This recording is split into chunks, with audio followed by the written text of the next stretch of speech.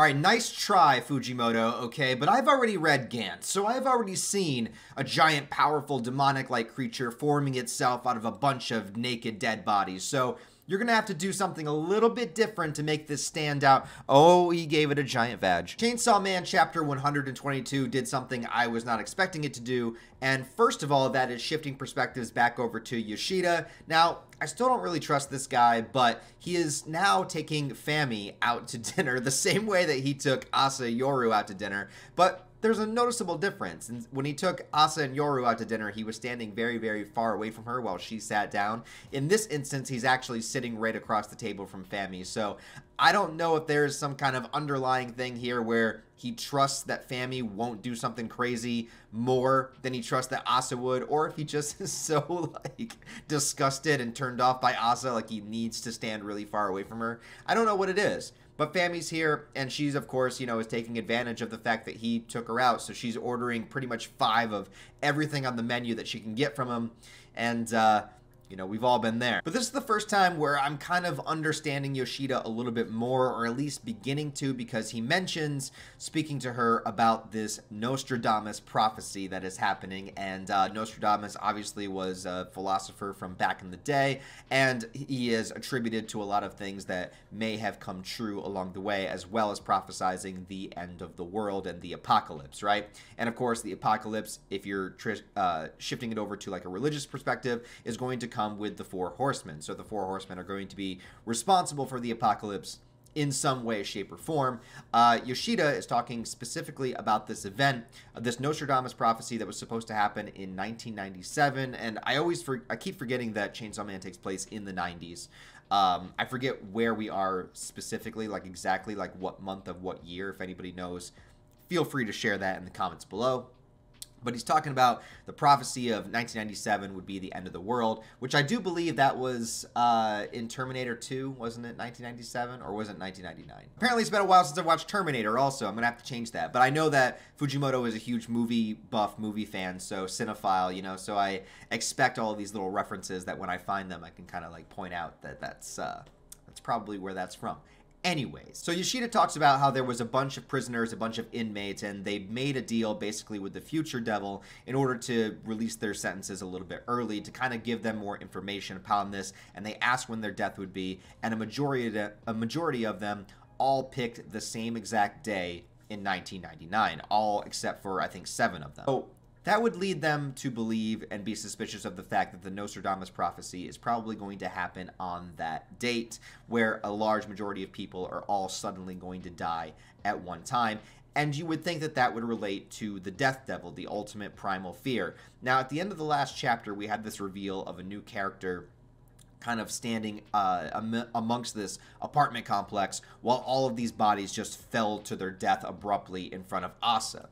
And I thought it was interesting about this chapter that I'm going to relate to the previous chapter is that in the previous chapter, Asa is walking and she is talking very down about herself, which she has done in the past plenty of times, but this time it was a little bit different, where she was saying maybe it would be better if I wasn't even alive at all. And at the time of reading that chapter, you think it's just one of her depression spells. I mean, she was kind of stood up by this guy, even though she wasn't really. There's a lot of things to remember now, but she wasn't really stood up by him, but she thinks that she was. But she's having this self-deprecation thought to the point of maybe I shouldn't even be alive. And you would think that that's just kind of like a sad, depressed teenager moment at the time.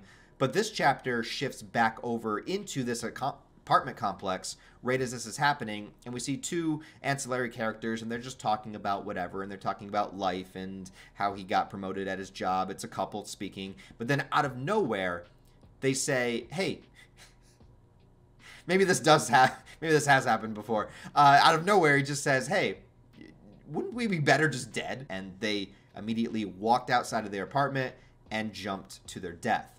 Now, putting those 2 scenes together, the influence of whatever devil character is here, if it is the Death Devil, which I'm leaning towards the fact that it is, by a couple of reasons. One, it's just instilling, basically like inceptioning them with the idea of death, and they just immediately do it. So that is insanely powerful. They don't even have to be there. They don't even have to speak to you. They don't even have to show up. You don't even have to see them. They can just by their presence alone, just by them being around you, suggest the idea of death into your mind to the point where you're going to follow through with it. That is insanely powerful, and I couldn't imagine it not being the Death Devil. Maybe it's like the Suicide Devil, maybe it's something like that. But, like, I don't see the point of introducing a concept like that if you're not going to go all the way with it, because we've been building up to the Four Horsemen. That's what this entire arc has been about, besides the romance between Asa and Denji, of course. That's what the entire antagonistic force of this arc has seemingly built up to be. We have discovered 3 of the Four Horsemen. We know where they are. We know who they are, or horsewomen, I should say, which makes sense because horse girls. I kid. I love horse girls. But there's 4 of them, and so we're building up to this final Death Devil moment, and so it would just make sense to me, and especially with going back to the conversation between Yoshida and Fami, because he's asking her and he's questioning her about this apocalypse, about this, if she's going to be involved with it in some way, because he knows. So he knows who all of these devils are, and I think he's trying to find his way to the Death Devil, because obviously, I think the reason now why he told Asa to stay away from Denji is because he knows who she is. Somehow he can pick up, somehow he's sensing or understanding who these devils are, and he knows who Fami is, but he's probably not found Death yet, or if he has, doesn't know where she is or what she's doing. And Fami says something very specific. She says it's the first devil responsible for making people fall into the pit of fear, that the name is the true source of fear. So, I don't know, unless that's a mistranslation, I don't see how you can't get any more specific than that, than saying that this is the Death Devil, that this is the true source of fear. Because what is the ultimate primal fear for every living being? It's death. And so, like, and again, just the powerful force of just being in its presence and just manipulating you and putting thoughts into your head and basically, like, giving you an inception that you want to kill yourself out of nowhere. You know, that is, it's just, like, ridiculously strong. So, yeah, I'm going to say this is the Death Devil. If I'm wrong, I'm wrong. But there's a lot of evidence suggesting it. Also, even more evidence. So once the bodies fall to the ground and Yoru, you know, takes over Asa's body, ready to fight whatever creature this is, as it begins to form itself, even Yoru is like, I can't fight this.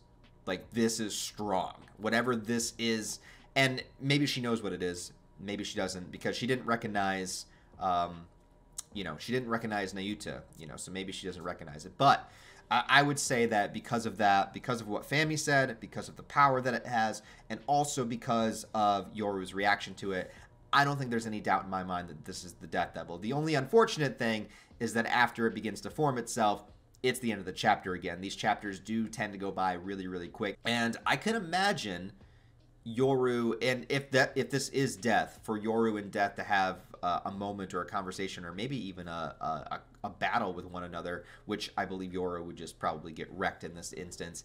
And if Denji shows up or Denji comes by in some way, and I believe that even with Nayuta's influence, if Denji saw Asa in true danger, in true peril, I really, really gotta believe that he would just ignite his Chainsaw Man-ness and do something about it regardless, because he's very instinctual, he's very in the moment, he's very impulsive, right? That's always been Denji, so I could imagine that happening if he shows up in this instance. But we might even get Yoshida showing up, because he was talking to Fami, kind of building it up, and if he shows up, then I think if he is face to face with Death, then we will truly finally get his actual true intentions with what he's trying to do. But beyond that, I thought this chapter was a lot of fun. I did laugh a few times, darkly humorous, but that's what Chainsaw Man does. Anyways, guys, if you've read chapter 122 of Chainsaw Man, let me know what you think about it down below in the comments. Do you agree with me? Do you disagree? What do you think about this new character, this new devil, and what do you think about Yoshida at this point, and what he's planning and what he's trying to do? Other than that, guys, just let me know how you feel, and give the video a thumbs up to help out in the algorithm. I would really appreciate it if you did so. And if you want to support the channel on that deeper level, I do have a Patreon, channel membership, merch store, and all the various social media links where you can follow me down below. Other than that, guys, I hope you have a wonderful rest of your day. I'll talk to you next time.